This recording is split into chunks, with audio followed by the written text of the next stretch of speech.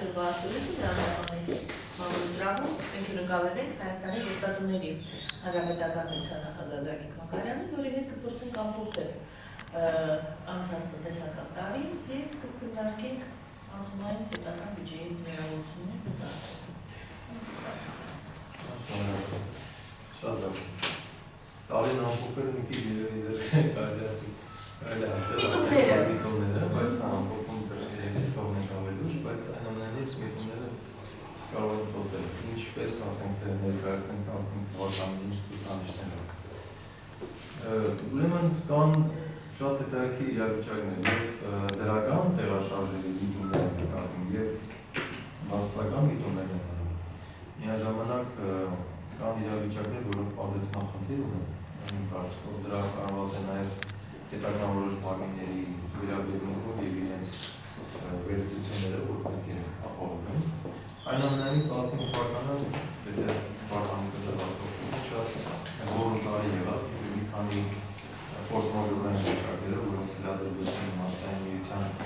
երկրներից մեկի Ռուսաստանի տնտեսական իրավիճակով։ Միաժամանակ վերադասավորումները, որոնք տեղի ունեն Հայաստանի շուկայում անվազ տարբերություններ ռեֆորմներով, փոքր ռեֆորմներ ասենք կամ խոշոր ռեֆորմներ, որոնք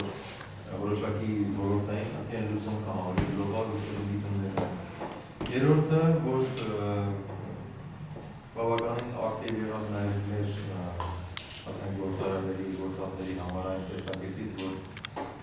վերադասավորումներ եղան փոքր բիզնեսի մեջ բավականին շատ եւ այս թեման բավականին հակասական մեկնաբանություններ են ցավոք սրտի։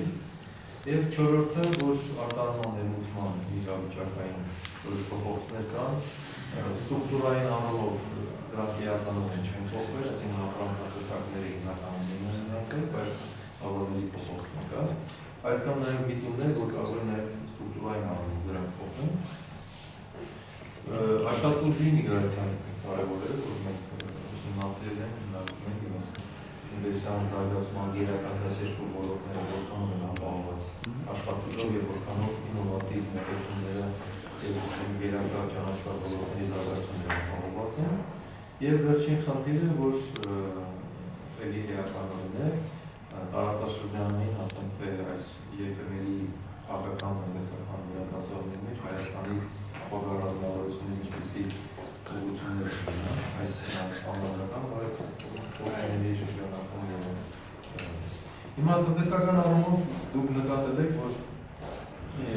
քանական խոսվել է, ես անդրադարձել եմ, որ այն ռեֆորմները կամ այն փոփոխությունները, որ կառավարությունը կատարում է, դրանք Երևան 6 ամիս կամ 5 տարի է։ Որոշ միտումներ դրական իրակի զգացվում են, որ տնտեսական աճի սահմեր ստեղծում են։ Երեկ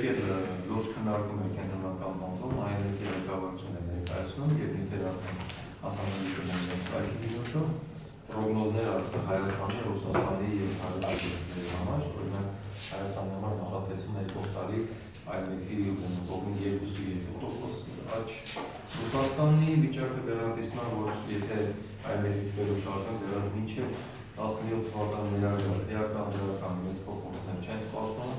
Այնտեղ 17 թվականին 1.1%-ի աճ գուցե կարող լիներ, որը որ իհարկե չնչին է, բայց Ռուսաստանի մարտադի մեջ Հայաստանի համար կարող է տեսանելի լինել։ Ներկայումս Հայաստանում փոքր բիզնեսը բավականին բարդ վիճակում է գտնվում, բայց դրա հակասող պարամետր կա, որ տեսեք տնտեսական աճի ունեն։ Եվ ինչ է ստացվել։ Այդպիսի մի քաոտիկ իրավիճակ է առաջացել, որ շատ գործոններով բանալված խնդիրներ։ Դրա համար եւ քննադատելի է եւ նաեւ որոշ տեղերում արդարացնել են ուղղությունները, որ կան մասնավոր սեկտորի հետ պետական համապատասխան ոլորտների վարչությունների մեջ լուրջ հակասություններ են։ Փոքր բիզնեսի փակվելը մի քանի խնդիրներ ունի, որ չեն լուծվում։ Բլոկներով պետք է ասենք դրանք ելի մնում են հավասար մրցակցությունը, որ հավասար մրցակցությունը ինքը շատ խախտված դրույթ է կրում, որից էլ նաև օգտվում են իմ կարծիքով որոշակի ոլորտային պատասխանատուներ, որոնք որ քանի որ դա ակնհայտ տեսանելի չի, բայց դա իրենց արգումենտ է տալիս, այսպես հայտարարելու, որ համացանցերի փակվելու հիմնական գուցե պարարված են իրենց վաղ մենեջմենտով կամ վճարանակության ցածր մակարդակներով։ Եվ եթե նկատել եք, միշտ խոսվում է քանակական առումով, որ ավելի շատ բացում են, քան փակում։ Այսինքն ոչ ոք չի հետևում, թե այդ ստեղծվողները, որոնք ներդրումներ են կատարել, ռեսուրսներ են դրել, ֆիրմա են բացել, եւ 1 ամիս հետո են փակվել, 5 ամիս հետո, 5 տարի հետո, 2 տարի հետո արդյոք հասցրել են ես դրա սումաները վերադառնալ, թե հակառակ աղքատացել են, որտեղ իրենք դեռ չեն հասել իրենց գործունեության մաքսիմումին կամ դիտուց միջին մակարդակին, որը պիտի իրենց վերադարձելիության լուծեն եւ ճանապարհի կեսից դառնան։ Այս խորը վերլուծները ոչ ոք չի ուզում եւ չի հարցի մեջ խորանալ։ Քանակականը տնտեսական առումով ճիշտ մոդել չի, որտեղ սա մեխանիկական process չի, սա ռամփական չի, որ բանալին մեկ բացես, մեկ փակես, ու համարես, որ բացեցիք, փակեցիք բավարար։ Ուրեմն բացողները պետք է նրանք տնտեսական առումով նշանակություն ունենան մեջ, բավարարության տեսանկյունից եւ այլն։ Երկրորդ աղքատությունը բավականին զարգացած, որովհետեւ քանի պատճառներով, առաջինը համաձայնների փակվելը, երկրորդ Ռուսաստանի Դաշնության տնտեսական վիճակը վերեց տնօրենների մոտ 50%-ի քանակական նվազման, բացի այդ որոշակի որոշակի աճը վերեց նրան, որ Հայաստանում աղքատությունը ավելացել է եւ ոչ պաշտոնական տվյալներով այն գյուղական քաղաքներում, համայնքային քաղաքներում 64% է հասնում, Հայաստանում միջին 52% է, պաշտոնական թվերացման 30% նվազել է, բայց ոչ պաշտոնականը 52% է միջին հաշվով, այսինքն Հայաստանի բնակչության կեսը ոչ պաշտոնականով կարելի է համարել լավ։ Հիմա եւ միշտ է ցավալին, որ միշտ հայերի ընտանիքները եւ հայ բնակչությունը եղել է թիրախ հարևան երկրների վատ ամրող իրավիճակներում, այն առումով, որ հայերը միշտ կարողացել են կուտակել, ստեղծել, բարեկեցություն ապահովել եւ իրենք եղել են թիրախով, որ միշտ թարգմանել են իրենց ունեցած զավակների համար, այսօր մենք մեր ասենք իրավիճակներում այս Հայաստանի անկախ իրավիճակում եկել ենք այն պայմանների, որ բնակչության կեսը համերախ է, այսինքն մենք չենք կարող այդ խնդիրը դեռևս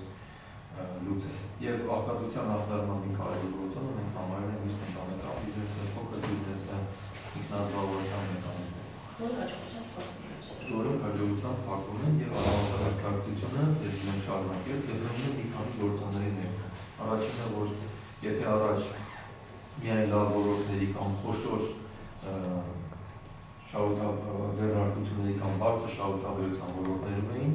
արտոնյալները մղվում, այսօր արդեն այնպիսի իրավիճակ է, որ իրենց հարցների, եղբայրների, տղաների, քույրերի, ընկերների համար իրենք ոնց որ նվեր բիզնեսներ են օգնում ստեղծել, նրանք բիզնեսների մեջ են գտնում, օգտվում են պետական գնումներից, օգտվում են պետական գնումները ոչ մրցույթային եղանակով կառավարության որոշումով տրվում են ինչ-որ կազմակերպությունների, փոքր միջին բիզնեսում այսօր շատ են մխրճվել այդ կարգի մարդիկ, գնումների համակարգը մնում է խախտին եւ խիստ կոռումպացված, ցավոք սրտի, տարբեր պատճառաբանություններով անպատասխան մարմինները, որ ինտելեկտուալային նամակը չեն ստացել, ինչ-որ դիտուք են պակասել կամ այդ պատճառներով դուրս են մղում նրանց, ովքեր ուզում են անունին ձևով մասնակցել գնումների պրոցեսներին եւ եթե ուշադրություն եք դարձրել, ասել եմ մի անգամ, դաշտը գրավելով գալիս են անում։ Այսինքն փոքր բիզնեսները, որոնք չունեն տանիքներ, չունեն հարազատներ, բարեկամներ, ապահով, պլյուս իրենց բնորոշ խնդիրներ են փակվում են, այդ դաշտը գրավում է նրանք, ովքեր որ կարողանում են դաշտը գրավել։ Այսինքն եթե առողջ բիզնեսները կամ նրանք են գրավում, բայց նաև սերտաճած տարբեր ստրուկտուրաների տնտեսական առումով կառավարությունը կարող է ձեռքբերել, ասել, որ ես տնտեսական աճի տերն եմ, տնտեսական աճից բավարար եմ, նրա ներքո ում շնորհիվ է դա կատարվում, դրա մեջ անգամ չխորանում։ Եվ երևի այսօր չէր կարողանա խորանալ, որովհետև դա շատ բարդ, կրկնում եմ, քաոտիկ process է, որ այնքան է սերտաճած եւ այնքան տարբեր մարդկանց անուններով են գրանցված, որ նույնիսկ դրանց հաշվառումը խիստ արդեն դարձել է բարդ հարց։ Պարոն Մակարյան, երևի մենք մի փոքր ընդհատենք նախ լրագրողների հարցումները, չէ՞ թե դուք եք։ Սա ուրեմն մի խնդիր եւ ինչն է ցավը, որ չնայած հանրաժողով աշխատանքներ որոշակի տանում են համասարակցային պայմաններ կարգավորի, բայց տարբեր ստրուկտուրաների կողմից ստեղծված անհավասարակցության պայմանները չեն կարող միայն հանրաժողովի ուժերով լուծել։ Այսինքն բոլոր մարմինները դրանք պետք է մասնակցեն։ Օրինակ, տեսուչները բիզնեսի մեջ չլինեն, чиновникները, պաշտոնյաները չլինեն, իրենց հարազատները չլինեն։ Կամ եթե Կան նախորդ երկու հայտարարման մեխանիզմներ իրականացման, երբ որ պաշտոն է ստացվում, ոչ ոք չի ուսումնասիրում նրա գործունեությունը նախկինում ինչպիսին է եղել, ինչպիսին է շարունակվում, մոտիկ հարազատական կապով ինչպիսի օղակներում կամ թե չկան եղել։ Հիմա Հայաստանը փոքր երկիր է եւ նույնիսկ այս կծիկին ձերտալը կարող է ոչ թշնամություններ ու կոնֆլիկտներ առաջացնել։ Ես կարծում եմ, որ նաև պատճառներից մեկը դա է, որ չեն կարողանում այդ խնդիրները պայքարել, կոռուպցիայի մակարդակը չի նվազում կարող ու գիտեք 66% է եւ կոռուպցիան նաև սնվում է այն պատճառով, որ ձեռնարկությունները անհասարացած ծանոթանալու խնդիրներ են կոռուպցիայի ճանապարհով կամ ցածր ժամանակություն ունեն, իրենք չեն ուզում փակվել, պայքարում են փակվելու դեմ, հետեւաբար պետք է արվեր կանոնով քայլեր կատարել։ Մյուս խնդիրը, որ ուզում եմ ամփոփել, այն է, որ հաստատություններ են թողարկվում, կոնցեպցիաներ, հայեցակարգեր, տարբեր հաստատություններ, որոնք որ ներդրում են միջավայրին, փոքր միջին բիզնեսի զարգացման, ինովատիվ մոդելների եւ այլն, տեսականորեն են գրված, կյանքից չվերցրած, իրենց ինստիտուտներով համապատասխան նախարարություններ չվերլուծված, մասնավոր սեկտորի թույլ երկխոսության կամ նույնիսկ բացակայության պայմանների ներկայացան դրված հաստատությունները, որոնք հեռանկարչում են համապատասխան, նրանք ուղղակի կարող են այսպես արվում է, որ դա արվեց, կամ ինչ-որ ռեֆորմների ներքո, կամ ինչ-որ գումարների ներքո տալիս, եւ դրա համար այդ մոդելները չեն աշխատում, եւ երրորդ խնդիրը, որ Հայաստանը շատ վատ է հետևում միջազգային կոնվենցիաների պահանջներին, ես մի քանի անգամ վերջերս դա ասում եմ, պատահական չեմ ասում, միջազգային կոնվենցիաների ընդունումը կարող է էականորեն կոռուպցիայի դեմ պայքարելու, բիզնես մշակույթը բարձրացնելու, կառավարման ոլորտում որոշում բարձրացնելու լուրջ մեխանիզմ դա, որտեղ միջազգային կոնվենցիաների պահանջների կատարում ազգային զեկույցների գրելը, դրանք մոտիվացիաներ ու ինչ-որ բաներ պետք է արվեն։ Իսկ միջազգային կոնվենցիաները նաև միանմանականության եւ նույն սկզբունքով նույն կուլտուրայով աշխատելու նաև հնարավորություն են ստեղծում։ Երբ որ խոսում են տարբեր երկրների նաև դեսպանները կամ խոսում են կոռուպցիայի մասին, դրա մի խնդիրը նաև այն է, որ միջազգային կորպորացիաները, որպեսզի Հայաստանում ներդրումներ կատարեն, իրենք շարժվում են միջազգային կոնվենցիաների պահանջներով, նմանատիպ կոնվենցիա Հայաստանում եթե վավերացված չի, կամ վավերացված չի կիրառվում, դա իրենց անհետացնում է, որտեղ իրենք պետք է նույն պլատֆորմին հաստատի վրա, նույն կուլտուրայով, նույն համաշխարհության աշխատել, որը չեն կապվում, բայց կոնվենցիաների ընդունումը կարող է էականորեն ճանապարհ բացել նաև Հայաստանի ներդրումներին։ Եվ վերջինը խնդիրը ցավոք սրտի երեշած ներկայացնում եւ ապենգիս տարվա բյուջեի հետ բազմաթիվ խնդիրներ պետությունների միջոցների սովորության կամ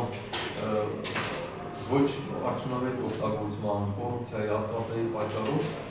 չի կարողանում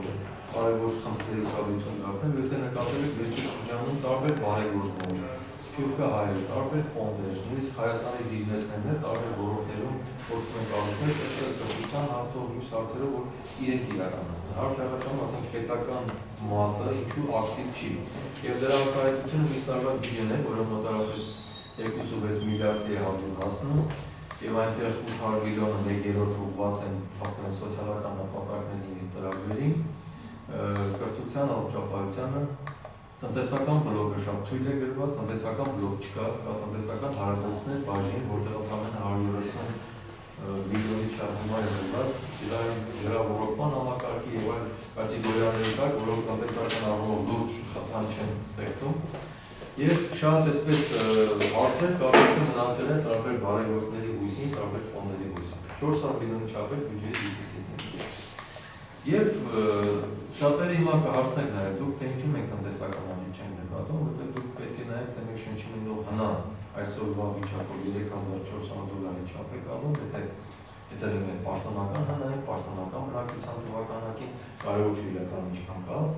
պաշտոնական, եւ եթե 2-3% աճ է լինում, այդ հնայի տարբերությունը մենք շնչիմենող շատ փոքր գումար է կազմում տարվա դրվածքով, ամենը կարող է լինել մի քանի $100, եթե այնտեղ $200 կամ $300, բայց գնաճի եւ այսքան խնդիրների մեջ, որ ամեն ընտանիք արդեն ունի, որ ասում են այնքան անցկեր, որ հակելու չի կարողանում, նա պարզապես չի զգում այդ հնայի տարբերությունը։ Իսկ կողմից էլ պիտի հաշվի առնենք, թե այդ հաշվարկները որքանով են ռացիոնալ։ Տեսնում եք, որ դրա չկան նկարահանման լուրջ կոնֆլիկտներ կան վիճակագրական ծառայության հետ, դրա թվերի հետ ներկայացված հիմնավորումների մասով։ Այսինքն տարին երկրորդ նայեն, մենք գտնվում ենք որոշակի կոնֆլիկտների մեջ, բարձրաբանումների տեսանկյունից, գտնվում ենք պրոգնոզային առումով տնտեսական աճի նախագծերի մեջ, բայց դրանք շատ փոքր են, որտեղ եթե նայենք IMF-ի 2 կամ թեկուզ կենտրոնական բանկի տվյալները, որերի միջև 2.9 է նախատեսում, թեկուզ լինի 3 կամ 4%, մյուս տարի կամ 5%, Հայաստանում որ դրանք իրական փուլեր չեն։ Հայաստանի տնտեսությունը, բնակչությունը այնքան է հիմա թուլացել, արկատացել, եւ բիզնես ունեն, որ այս երկանիշ տվյալը պետք է գնա, որ մի կարողանանք սննել։ Այսինքն եթե մարդը շատ նիհարել է հիվանդ է, նրան մի քիչ սնունդ ավելացնելու չես բուժի, նրան պետք է համակարգային բուժում տալ։ Նույն ձևով տնտեսությունը, նույն ձևով բիզնեսի միջև։ Ցավոք սրտի բիզնեսի, հատկապես փոքր բիզնեսի առումով թվերը բավականին մեծ են, փակողների դրանք երկու հիմնական խնդիրներ են կանգնած։ Առաջինը իրենք ունեն վճարունակության խնդիր եւ մենեջմենտի խնդիր եւ շուկայի խնդիր, սա որոշ երկերում փոքր բիզնեսների փորձին ինքնուրույն կամ որոշակի աջակցություն, բայց կան նաեւ անհասարակությունը, օրենքերի ոչ կատարելությունը եւ ես երբ որ խոսում եմ երեք կենտրոնական բանկերով լսում եմ տարբեր պաշտոնյաների, իմ մոտ շատ անհանգստացնող մի բան կա, որ պաշտոնյաները այնքան են իրար տարբեր նույն կերպ տրամադրել եւ իրար նույն կերպ նույնատիպ բառերով իրար սփոփել կամ հույսեր տվել կամ իրենց մեջ ինֆորմացիա փոխանակել, որ կա միանմանություն մտածելակերպի, կա միանմանություն բառերի եւ տերմինների, պաշտպանվելու եւ միայն խնդիրը դրական ներկայացնում եւ իսկ կողմից էլ նման է ոնց որ կարող ես մի հատ լավ արբանյակի գծագիր նկարես ու համարես, որ արդեն այդ արբանյակով կարելի է թռնել տեզեր, բայց կյանքը ցույց է տվել, որ տեզեր թռնելը որքան նույն չէ, ժամանակներ են կանցել, չէ՞, սկզբում արբանյակ էր գնում, հետո ինչ-որ շում էր թռչում, հետո չգիտեմ մարդիկ գնացին, զոհվեցին կամ դեպի, մինչև հասան կատարելություն, այսինքն նույն էկոնոմիկայի նույնիսկ պրոբլեմ են։ Եվ տեսական մտածելակերպում 2-3 կոչել եղան, մենք այսպիսի բան ենք ապահովում, ինչ է պետք բիզնեսը, սկսեք արտահանել, Ռուսաստան, Նորվեգիա, Եվրոպա, Ամերիկա, իրենց թվում է, թե եթե մի փոքր միջավայր կամ մենք սղաչի հետ կապված, ասենք թե ինֆլյացիայի հետ կապված, որոշ փոքր կարգավորեցին, ուրեմն արդեն դռները բաց են, ամեն ինչ հնարավոր է։ Ուրեմն ցավոք չի, ես կուզեի, որ մեր պաշտոնյաները իրենց ինստիտուտներ աշխատացնեն եւ վերլուծություններով մտնեն պրակտիկ գործառույթներ։ Ես նույնիսկ առաջարկել եմ խմբեր ձևավորել, մասնավոր սեկտորի ներկայացուցիչների, մեր մտավորների, էկոնոմիկայի նախարարություն, ֆինանսներ, կենտրոնական բանկ, կրթություն, սոցիալական հարցերով նախարարություն եւ անցնել մարզերով, հանդիպենք մարդկանց, ինչպես Մարիոյի ժամանակ են նրանց իրավական նույն ձևով նրանք տեսնենք թե արդյոք իրենց սպասելիքները եւ իրենց ներկայացուցիչները համապատասխանում իրականությանը։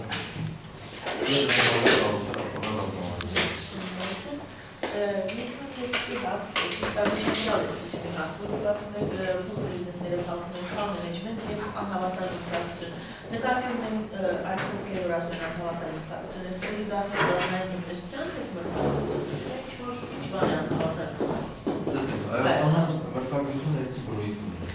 Առաջին մրցակցությունը բանված է օլիգարխիկ, բայց արդեն ես նշեցի, որ ոչ թե օլիգարխիկ, այլ նաեւ հենց փոքր բիզնեսի մեջ մտել են շատ տարբեր մարդկանց հարազատներ ընկերներ, որոնք ծորբակ են ստուգում կամ օգտվում են գնումներից կամ օգտվում են հնարավորություններից։ Երկրորդը, որ փոքր բիզնեսի մեծ մասը չի կարող արտահանել եւ ինքը սահմանափակ շուկայում գործելով արհեստականորեն ենթարկվում մրցակցության հենց իր ընկերների, իր հարևանների, հարևան գործող բիզնեսների։ Դա անհավասար չէ, որտեղից մրցակցություն։ Այո։ Չէ։ Էլի է սա։ Մրցակցություն։ Էլի է սա։ Եվ երրորդը, պատճառը այն է, որ հենց այդ ձեր ասած պրոբլեմների մեջ, որ մենք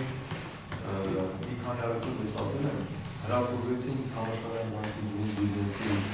ուսանիչները լավացնելով եւ իրենց բացելու բիզնես գրանցելու պարամետրով Հայաստանի դիջիտալ առաջին համակարգի մեջ, շատ հպարտացան այդ ուսանիչով, բայց դռները բացելով մենք թույլ տվեցին, որ ով ասես ուզենա բիզնեսով զբաղվել, սա շատ վատ բան է, որտեղ չկարգավորված ոսկեր եղան բիզնես։ Մարդիկ, որոնք աշխատաշուկայում զբաղումներ չունեին կամ չեն կարող աշխատանք գտնել, որոշեցին առևտրով, բիզնեսով կամ ինչ-որ մի բան ստեղծելով իրենց համար եկամուտի աղբյուր ծառայեցնել, բայց դա մեծ առաջացրեց նաև գիտելիքների առումով անհավասար եւ նաեւ իրավիճակների առումով անհավասար, ինչպես նաեւ հապուր առումով իրական եւ ցավոք սրտի ընդունելով այս խնդիրը էկոնոմիկայի նախարարությունը եւ իր 16-18 թվականների փոխանցների զարգացման հնարավորությունից է նշում, որ քանակների հետևից են նրանք հիմա քանակների քանակական փոխանցում որակականում, բայց նաեւ երբ այսպես անդադար պաշտպանում են կամ խոսում են, որ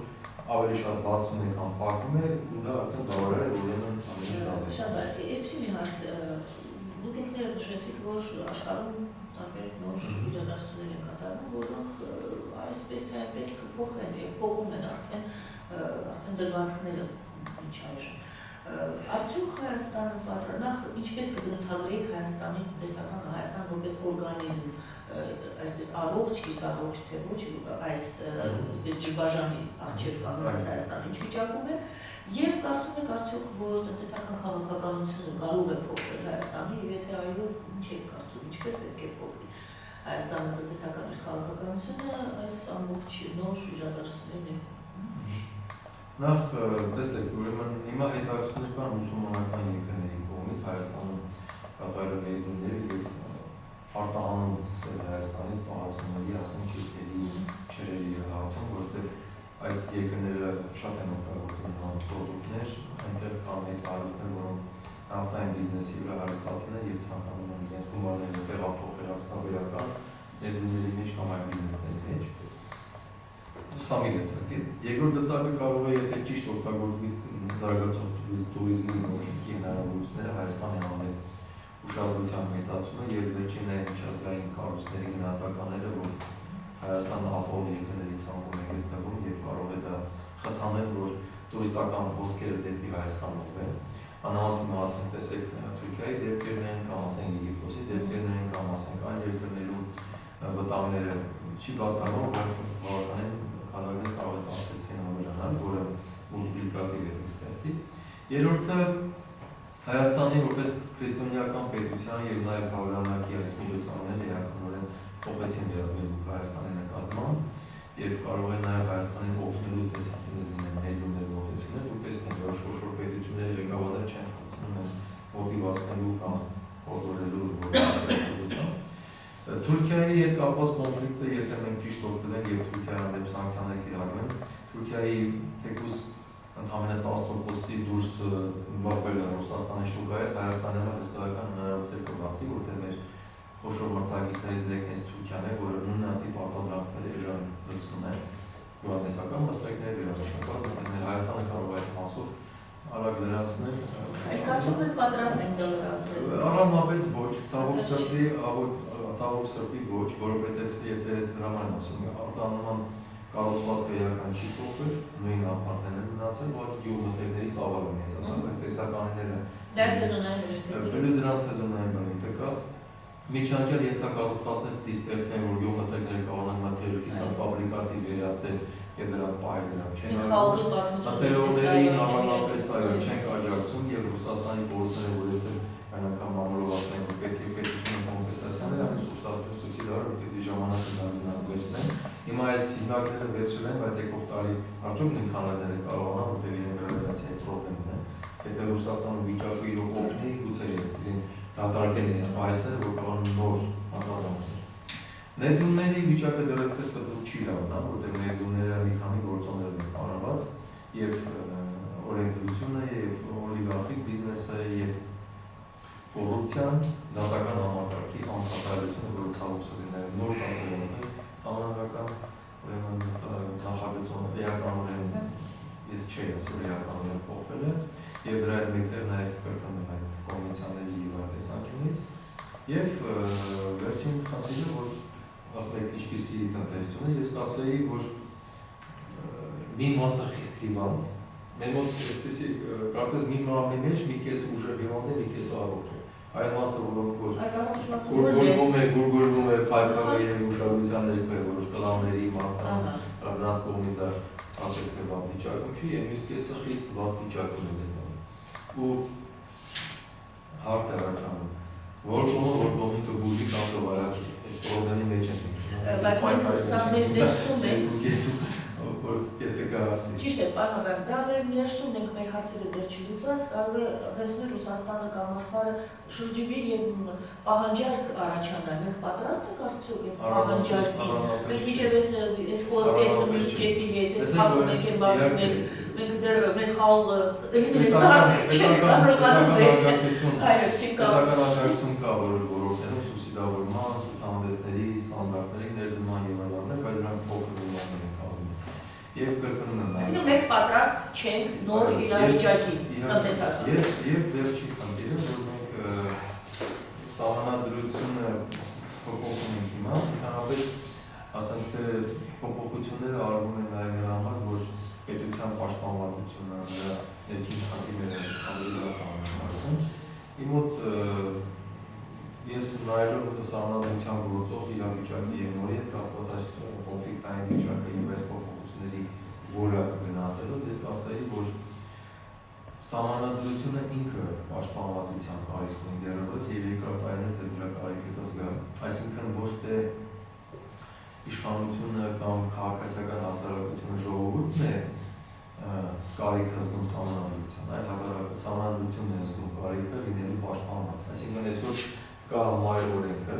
որը հեշտությամբ կարող է չկիրառվել տարբեր օրենքների, ենթաօրենքների, սահմանադրությունը որոշ բաներ հղում է արվում կամ թույլ է տալու, այլ օրենքը որ կարգավորել որ հետո չի կարգավորվում, այսինքն սահմանադրության դեռ գրված է կամ սահմանադրության հենց հետ կապված նորի հայեցակարգում գրված է, որ գործող սահմանադրությունը չի կարողացել իրացնել նաև տարբեր մարդու իրավունքների կամ տարբեր խնդիրների հետ կապված հարցեր կամ դատական համակարգի հետ կապված խնդիրներ նորներ։ Այսինքն ինչ որ ժամանակներն ենք պետք է այլողություն անցնենք, որ սահմանադրության կարիքը լիարժեք գիտակցեն բոլոր կողմերը եւ այդ դեպքում նոր սահմանադրությունը կդառնա մայրօգեն, կդառնա բարձրագույն։ Եվ ազդեցություն ունի։ Այսօր հակառակը իրեն է պետք պաշտպանել տարբեր հարվածներից, տեսակետներից, շահերից, կոնֆլիկտներից եւ այլն։ Այսինքն մենք այսպիսի իրավիճակում ենք։ Դրա համար դեր հարցն եմ պատասխանել, որ տարածաշրջանային գլոբալ փոփոխությունների մեջ կարևոր չի թե մենք այո-ով թե ոչ-ով կապում։ Կարևոր է թե այն սահմանությունը, որը կլինի, կմնա կամ նորը կդառնա, ինքը օգտակար կլինի մեզ։ Այո, թե ոչ։ Կարողանա օգտակար լինել եւ ֆունկցիաները կատարել։ Այս ֆունկցիաները կատարելու առումով դեռևս բավականին կա իմ կարծիքով անհանգստություն։ Շատ բարի, եթե վերջին իմ հարցը, գուցե այս հարցը, չգիտեմ, պատրաստ եք թե ոչ, եթե ոչ կարող եք ավելի թեթև պատասխանել։ Եթե ձեզ դուք լինեիք, չեմ ասում վարչապետ, բայց հնարավորություն ունենայիք տնտեսության քաղաքականություն մշակել կամ ինչ-որ մի փոփոխություն մտցնել, որը համարում եք ամենակարևորը, որը կլինի ձեր կարծիքով ամենակարևոր այն քայլը, որը պետք է արվի, որպեսզի տնտեսության դեպի առողջացում գնալ եւ այս որ մենք ասում ենք տնտեսության զարգացում կա, բայց մենք չենք տեսնում այդ տնտեսության զարգացումը դա թղթերով ինչ-որ բաց չի, ինչ ցուցանիշներով, բայց անհատները մարդիկ քաղաքացիների չեն զգում։ Ինչ է պետք անել առաջին հերթին, հասկանալի է, դուք ասում եք ոսկե ստրաներից գնուշում, այդ բարձ է, ժամանակներ է բարձ, գործողությունը։ Մենք պետք է, ասենք, եթե ես ներկայացնեմ նման ծառայում եմ բարձր այդպես է գովում, ոչ թե ես միական ռեֆորմերով կզբաղվեի, այլ առաջնորդին ես կառավարման որակի վերաշարություններ հասնեի, այսինքն մի քանի նախարարների միանգամից կասեի, որ կաբինետին, որը ես կավարում հարճ չէ եւ առաջարկել ուղղակի եմ աշխատում թողնի, մի քանի մարզպետներ, մինիմում 1 տասնյակի քաղաքապետեր, մի 50 միակ գյուղապետեր պետք է լքեին, որ կառավարման համակարգում էական փոփոխություն կատարվի որակական արդյունավետության։ Երկրորդը բնականաբար սկզբունքային ազնիվ վերաբերմունքան մոտեցումները ինսպեկցիաներով եւ այլ ուրեմն տեսանկյուններով եւ իմ կարծիքով կառավարությունը այսօր ասենք որոշակի փոփոխություններ կատարում է ու ռիթմիկ աշխատանք է անում, հանդիպումներ անում, շաբաթներ անում, կառավարության նիստերը, այցելություններ, մարզեր եւ այլ, բայց կարծես թե դա չի հասցնում բավարարել այն խնդիրներին, որ մենք ուտակել ենք։ Երևի եւ ես օրինակ ուշադրություն դարձնեի, որ 2-3 օրը մեկ, չեմ ասում կառավարությանից, բայց որոշակի հողարտակներով պետք է խնդիրներ լուծվեն։ Այսինքն ամեն օր պետք է ինչ-որ փաթեթներ, խնդիրներ լուծվեն, որտեղ դրանք ուտակվել են։ Եվ շատ մեծ ուշադրություն կդարձնեի հասարակության վստահությունը բարձրացնելու հարցի վրա, որտեղ հասարակության եւ քաղաքացիական հասարակության ու բիզնեսի ընդգրկվածության ցածր մակարդակը պարարված անվստահությամբ, անորոշություններով եւ ուրեմն իրենց դժկամությամբ կամ մոտիվացիայի